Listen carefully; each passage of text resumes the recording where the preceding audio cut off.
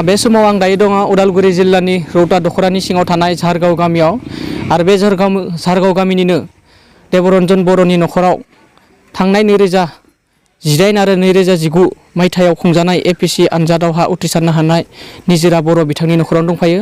दायो जों बिथांजों दसे सम थांनाय APSC आनजादावहा माबोरैहाय फरायनानै माबोरैहाय उथ्रिसार जानो हादों जों बेखौ मिथिना लादोनि। जों बे समाव गिबियावनो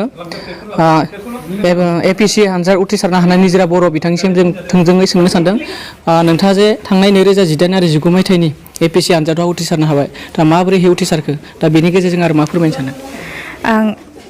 थेंक इउ आं बड'लेण्ड बुब्लिनि गेजेरजों गासिबो रायजो राजाफोरखौ खुलुमहरबाय। आङो बे एग्जामखौ 2018 नाव होदोंमोन माने 2018 बेच होनहैबाय जोंखौ ओमफ्राय जेरै एक्सपेक्ट खालामदोंमोन बेबायदिनो जादों रिजाल्टआ ओमफ्राय बहुत हेपि आंबो फेमिलिबो। माबोरै स्टाडि खालामदों नोंथाङा आरो फरायनायफोरनि नोंथांनि बेकग्राउन्डआ माबोरै? आङो स्कुलिं रौता सेक्रेड हार्ट स्कुलनिफ्राय खालामनाय ओमफ्राय बेनिफ्राय पास जाखांनानै आं SSA पानबाजार श्रीमन्त सेकार एकाडेमि पानबाजारनिफ्राय HS खालामबाय ओमफ्राय बेनि उनाव तेजपुर इउनिभारसिटिनिफ्राय BTech खालामबाय ओमफ्राय बेनि उनाव आं MTech खालामदों NIT भोपालनिफ्राय। स' NIT भोपालनिफ्राय MTech खालामखांनायनि उनाव आं PhDबो जइन खालामदोंमोन ओमफ्राय बाट PhDखौ आं लाइक 2017 मेआव आं रिजाइन खालामनानै फुल बे APSCनि थाखाय प्रिपेरेसन खालामदों आरो। जों मिथिना मोननाय बायदिब्ला नोंथांखौ मेडिकेलावबो सेलेक्ट जादोंमोन नाथाय नोंथाङा मेडिकेलावहा गोसो होआसै दा बेनि बागै मा? आं जेबो रिग्रेट गैया बिकज आं मोनसे खोथा कि जे आं जेखौ खालामा आं मिथिखायो जेखौ आं हाया आं बेखौ माने ट्राइ खालामखाया। आं फेमिलिया माने एक्सपेक्ट खालामदोंमोन आंखौ मेडिकेलाव थांनायनि थाखाय बाट आइ नो माइ केपासिटि आं हागोन ना हाया मेडिकेलाव बेखायनो आं माने मेडिकेलसिम थाङासै ओमफ्राय इन्जिनियारिंखौ चुज खालामबाय आरो AIEEE जोंनि टाइमाव AIEEE मोन दायो G mains I think G mains G advance बेबायदि जाहैबाय बे परिखाया थ' AIEEE निफ्राय सेलेक्ट जानानै आं तेजपुर इउनिभारसिटियाव मोननायमोन आरो नोंथांखौ मिथिना मोनो जे गेट होननाय मोनसे माबा थायो दा बेयावबो उथ्रिसारनो हादों दा माबोरै? आङो गेटखौ BTech फाइनेल इयाराव होदोंमोन ओमफ्राय गेटखौ माबानानै क्लियार खालामनानै आं MTechआव एडमिसन मोनदों। बे MTechआव NIT भोपालाव मोनदोंमोन आंना BTechनि साबजेक्टआ इलेक्ट्रनिक्स एन्ड कमिउनिकेसनमोन ओमफ्राय आं MTechखौ माबायाव खालामबाय नेन' टेक्न'लजियाव खालामदोंमोन आरो जों मिथिना मोननाय बायदिबा APSCयानो जा UPSCयानो जा गोबां गोब्राब होननानै जों मिथिना मोनो एबा गोबाङानो बुंलायसोयो दा बेनि गेजेरजों नोंथाङा माबायदि फरायदोंमोन आरो बेसेबां समखौ नोंथाङा बेयावहा होदोंमोन?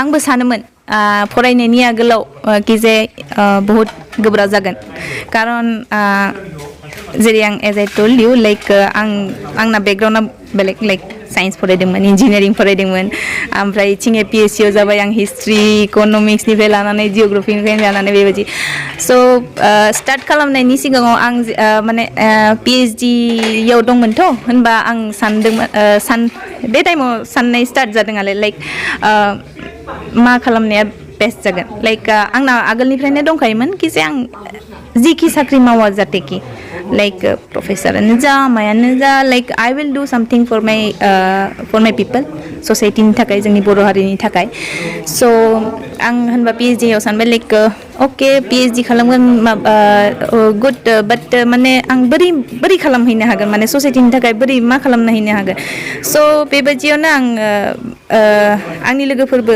माने होनबा प्रिपेयार खालामनो नागिरदोंमोन आरो बिसोरनिफ्राय आं मिथिबाय थ' आं सानबाय अके APSC is a good way माने आरो ससाइटिनिखौ सार्भ खालामनो थाखाय स' आं बेखायनो लाइक आइ टुक दा माने मा बुंगोन बेखौ डिसिसन लाइक टाफेस्ट डिसिसन लाइक PhD गारनायनिया एसे आं ओमफ्राय बेखायनो लाइक 2017 मेआव PhD गारनानै ओमफ्राय बे एग्जामनि थाखाय प्रिपेयार खालामबाय ओमफ्राय दिस वाज माय सेकेन्ड एटेम्प्ट आं 2017 निखौ होदोंमोन लाइक मेआव आं PhD रिजाइन होदोंथ' ओमफ्राय लाइक जुलाइआवमोन आरो prelims I got hardly like 1 month होनबा आं प्रिलिम्सखौ क्लियार खालामाखैमोन आरो बे फार्स्ट एटेम्प्टआव स' आं सानोखि जे बे जेबो गोब्राब नङा लाइक यु निड डेडिकेसन ओमफ्राय डेडिकेसन प्लास पेशेन्स थानांगोन कारन बे जोंना बे परिखाया जाबाय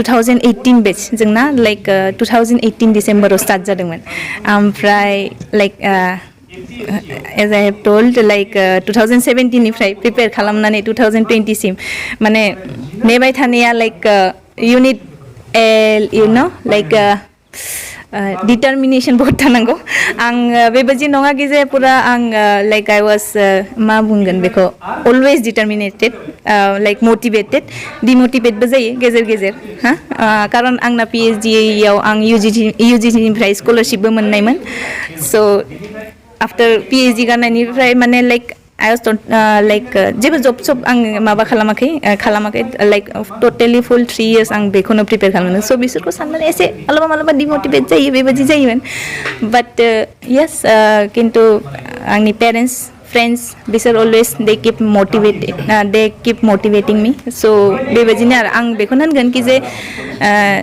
नोंसोर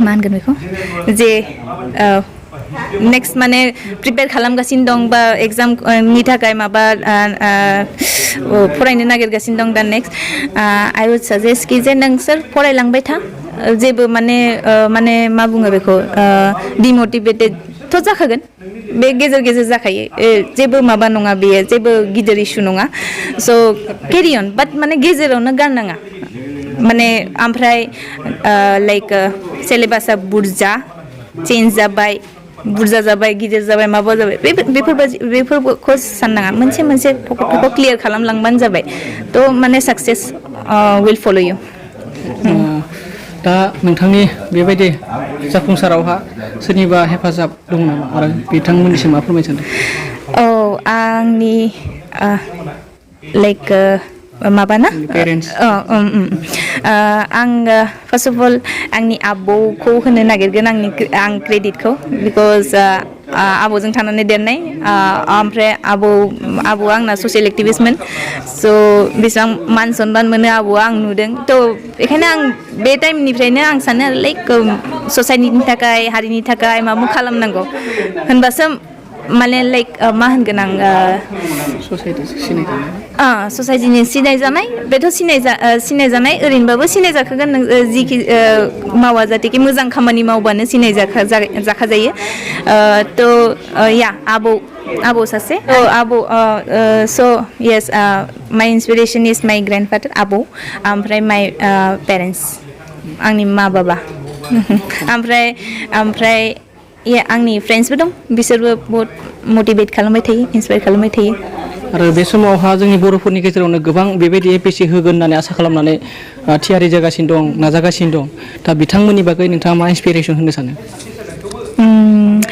आं होनगोन कि जे ट्राइ खालामबाय था एन्ड माबायदि नाजानाया मोजां माबायदि नाजानाया आं होनगोन कि जे फार्स्ट अफ अल प्रिलिम्सनि थाखाय प्रिपेयार खालामनांगौ प्रिलिम्सनि थाखाय मोजाङै प्रिपेयार खालामनांगौ प्रिलिम्सआनो मेन लाइक बेखौ बारलांबा नेक्स्ट स्टेप मोनहैगोन स' लाइक प्रिलिम्सनि थाखाय प्रिपेयार खालाम GS एबारथ' लाइक सिलेबास बदलिबाय ना सिलेबास चेन्ज जाबाय स' आं होनगोन कि जे GS खौ मेन फकास खालामनांगौ ओमफ्राय नेक्स्टआथ' एप्टिटिउडआव अनलि जास्ट पास मार्क नांगौ स' एप्टिटिउडआव नोंना सोरनाबा अबेहायबा उइक पइन्ट अबेहायबा स्ट्रं पइन्ट थाखायो ना थ' गावनि स्ट्रं पइन्टखौ आरो स्ट्रं खालामनांगौ आं बेखौनो होनगोन ओमफ्राय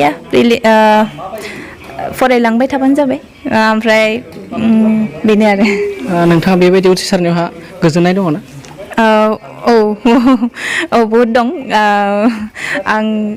आइ एम भेरि हेपि ओमफ्राय आंनि फेमिलियाबो हेपि स' या एज एक्सपेक्टेड जेरै आं एक्सपेक्ट खालामदोंमोन बेबायदिनो मोनदों आरो रिजाल्टखौ जों निजोरा बर' बिथाङा फोरमायो जे बिथांनि बे देरहासारनायावहा गिबि हिसाबै बिथांनि बिबौ थामहिनबा बिनि आबौ दा बिथांनिया आबौनिफ्राय गोबां इन्सपिरेसन मोननानै बेखिनि जाफुंसारा जादों होनना बुंदों। बेखायनो जोङो बिथांनिसिम जों माखासे बाथ्राखौ मिथिनो जों नाजानि। बे समाव नोंथांनि फिसौजो निजोरा बर'आ ACS आवहा सायख'जाबाय, ACS आनजादावहा देरहासार जाबाय। दा बिथाङा बुंदों जे नोंथाङा गोबां गाइड खालामदोंमोन। दा बेनि बागै बेसेबां नोंथाङा जेनेबा गोजोननाय दङ? बियो माबाखौ M.Tech खालामखांनायनि उनाव PhD नि थाखाय ट्राइ खालामदोंमोन। बिहा थांखिया मामोन? जापानाव थांनाय। दा बे माबाखौ सुबिदाखौ मोनाखै थाबाय। बेयावनो बे तेजपुर इउनिभारसिटियाव माबाबाय थाबाय बियो। बेनिफ्राय माबा फैबाय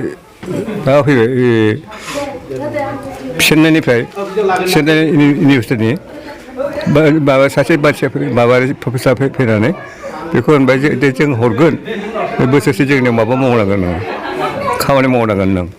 बेहा आरो मा खामानिखौ मावनो लुबैया बियो, टिचार जानो लुबैया आरो जेब्लाबो टिचार जानो लुबैया।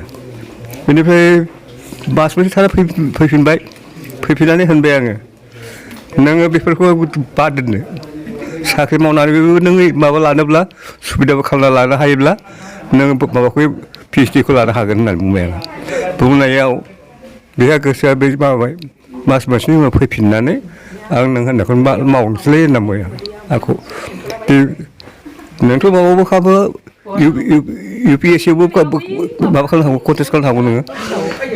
नांले आं एसे माबाखौनो APSC नि माबाखौनो खालामनोसै, कन्टेस्ट खालामनोसै होननानै माबाबाय बियो। दा भाग्यआनो गाज्रि लायो। 2018 आवनो बिसोर माबाखौबाय, फरिखाखौ होबाय। होनानै माबा खारनाव बिसोरनि माबाया रिजाल्टआ स्टप जाना थाबाय। बेबायदि जाना थानानै बे बोसोरनैखौ नेनांगौ जाबाय आरो बिसोरो। नै दाख्लै फैनानै थांनाय समाव होनदों नोंसिनियाथ' माबा फैनांसिगौमोनलाय बे रिजाल्ट लानानै। मोजां खोथा जे बे माबाया अरेलाव मिथिखानाय बादि सासे माबाया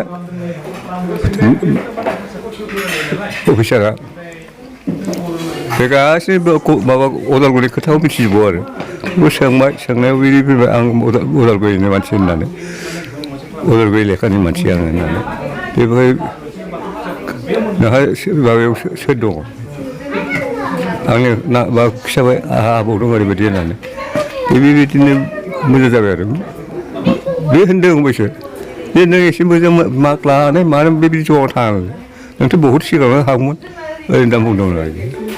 जानानै थांखांबा बेखौ आरो मोनफिनबावनो। दा बेबायदि खोथाजोंनो बे माबा जाबाय आरो। नोंथाङा बेसेबां गोजोननाय दं दा बिनि जाफुंसाराव? दा आं बिनि जाफुंसारनायाव आं बिराद मोजां मोनदों। आं बेवहायल' नङा, बेखौ आरो बावनो गोजौआव थांनो थाखाय सेस्था खालामबावथों होननानैसो बुंदों आं दाख्लैबो बुंबावदों। मैयाबो सोंहरदों आङो, नों रिजाल्ट ओंखारनांसिगौमोनलै माथो जादिया होननानै। फैयाबो दा मोनगोन नामा होननानै बुंहरबाय बियो। सारिथायाव माबादों सोंहरदोंमोन आं खबर लागासिनो बिनि थाखाय। दा बेनोसै आरो आंनि बुंनांगौआ। नोंथांमोना मिथिना मोनबाय बिथांनि बिबौ एबा निजोरा बर'नि बिथांनि बिबौआबो बिथांनि बे जाफुंसाराव गोबां गोजोननाय दं होनना फोरमायदों। आं गिबियावनो नोंसिनि बे बड'लेण्ड बुब्लि चेनेलनि गेजेरजों गासैबो रायजो राजा जायफ्रा दिनै बेखौ नायगासिनो दं बिथांमोननिसिम आंनि खुलुमनाय जासिहरबाय। गिबियावनो आं जे आंनि गथ'आ दिनै APSC अफिसार जानो हाबाय, थारैनो आं गोजोननाय मोनदों। खारन बियो फरायनायाव मोजांमोन आरो अन्य लाइनजों थांनो नागिरदोंमोन। आं एसे बादा होदोंमोन आरोखि, खिन्थु बे गावनो इन्टारेस्ट लाबाय नालाय, नंखायनो आं उनाव बादा होआखिसै। आं सानदोंमोन बे जिहेतुके PhD खालामगासिनो दं, PhD खौ कमप्लिट खालामदोंमोन, बेनिफ्राय उनाव माने फोरोंगिरिफोर जाथों होननानै सानदोंमोन आं। खिन्थु बिनि साननायजों आंनि साननायजों एसे माबा जाबाय। थेवबो आं जेबो बादा होआखै आरो बे क्रेडिटखौ आं गावनोनो होगोन। खारन बे जिबायदि गोसो होनानै फरायदों आं नुबाय थादोंमोन आरो आं माने पुरा एक्सपेक्टमोन जे बे पास जागोन होननानै आरोखि। आं दिनै बिनि थाखायनो गोजोननाय मोनदों, खारन माने बेबायदि कम्पिटिटिभ एग्जाम दिनै IAS होन देग्लाय थांनायाव IAS आवबो गासैबो जोंनि बर'फ्रा सासेबो पास जानो हायाखै आरो गुबुन बोसोरनि तुलनायावबो थांनाय बोसोरनि तुलनायावबो देग्लायबो APSC आवबो बर' जोंनि सेंग्रा सिख्लाफ्रा माने साननाय बा आसा खालामनाय बायदि मोननो हायाखै बिनि गेजेरावनो आंनि गथ'आ मोनदों आं थारैनो गोजोननाय मोनदों आरो गाव जिहेतुके रायजोनि खामानि मावनो होनना ओंखारदों मावथों आरो मोजाङै मावगोन होननानै आं आसा खालामो आरो आंनि फिसाखौ आंनि गोसोनिफ्राय आङो मोजां मावनो हाथों होननानै साक्सेस जाथों होननानै आङो आशीर्बाद होयो बिथांनि फरायनायनि जिउ जारिमिना बोरै जेने मेट्रिक परीक्षा हाई सेकेन्डारियाव डिग्रियाव बोरै पास जादों बिथां बे सिगां माबायाव आं लखिमपुराव थायोब्ला लखिमपुरावनो फरायदोंमोन बेनिफ्राय लखिमपुरनिफ्राय जेब्ला आङो रौतायाव ट्रेन्सफार जाबोयो साख्रिनि माबा लानानै आरो अब्ला बे बोसोरसे आंखौ द्रप दोननांदों माने एकाडेमिक टाइमिंआ मिलायनो थाखाय बेनिफ्राय आङो रौतायाव फैनानै रौतानि सेक्रेड हार्ट स्कुलाव बेखौ एडमिसन होदोंमोन बेनिफ्राय जेब्ला बेखौ एडमिसन होयो क्लास 6आव मोनबानो आङो आरो प्रमोसन जानायनि थाखाय आं गुबुन जायगायाव ट्रेन्सफार जानानै थांनांगौ जादों ओमफ्राय आङो बेखौ थेवबो आं गथ'खौ बेयावनो गालांदोंमोन आरो रौतायावनो गालांदोंमोन बेसे बिनि बिमायमोना फोरोंदों आरो बिबौनाव थादों बियो गावनि गोसो बायदि बे आंनि आनैनि फिसाजो बिमला मबाइल बिसोरनो गालांदों गथायनानै बेनिफ्राय गावनि गोसो बायदि एखमबा बे बिबौनाव थाफैदों बयहायबो बिमानै दं बिसिनाव थादों बेबायदि आरोखि